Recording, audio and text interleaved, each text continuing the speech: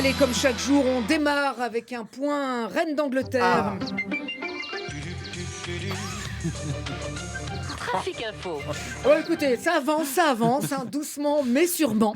Après avoir passé la journée d'hier à Édimbourg, la reine est arrivée à Londres tard dans la soirée. Dis donc, depuis vendredi, elle n'arrête pas. Hein. La reine dans son cercueil a un emploi du temps beaucoup plus chargé que la reine dans son château. Ça va être la seule morte qui va nous faire un burn-out, hein, tu vas voir. Enfin bon, écoutez, il était temps qu'elle arrive. Elle traîne tellement chapeau qu'à ce rythme-là, quand elle va arriver à Windsor, faudra en plus enterrer Charles. Hein. C'est Elisabeth II à l'heure. Hein. Ceci dit, c'est toujours très mignon. Hier, je voyais à la télé les Écossais, là, je suis lui chanter au passage du convoi « Ne me quilte pas ». Franchement, ça m'a ému. Écoutez, j'y pensais en regardant, mais c'est fou. Hein. Ça doit être la première fois que la reine Elisabeth rentre en boîte. Elle va d'ailleurs y retrouver dans quelques jours son époux Georges. David est Cathy gâteux. Bon, sinon écoutez, le 19 décembre, si tout va bien, donc elle sera enterrée à Windsor. Elle n'est plus que 5 jours, heureusement, hein, parce que bientôt, ça ne sera plus les membres de la famille royale qui suivront le cercueil, mais les mouches. En revanche, en France, ce sont les incendies en Gironde qui inquiètent tout le monde. Dis donc, si ça continue comme ça, vu du ciel, la Gironde, elle va ressembler au crâne d'Alain Juppé. Hein. Jusqu'ici, le cramé dans la région de Bordeaux, c'était le visage de Bernard Montiel. Alors, évidemment, respect pour nos pompiers. Hein. La dernière fois, je les avais appelés pour un feu dans ma rue. Oui, vous connaissez l'origine du feu? Bah oui, c'est la préhistoire. Ah bah ils sont jamais venus, hein, évidemment.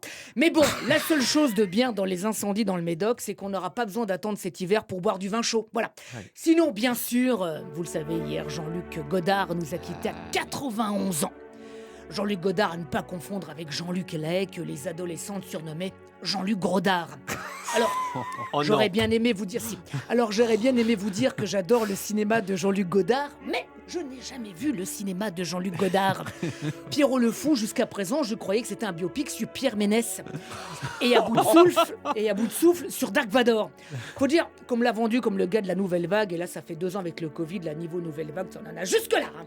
Jean-Luc Godard, à bout de souffle, justement, aurait eu recours au suicide assisté pour mourir, une pratique bien connue des spectateurs de ses films. Paraît que pour son suicide assisté, il se serait paisiblement allongé dans son canapé devant Camping 3.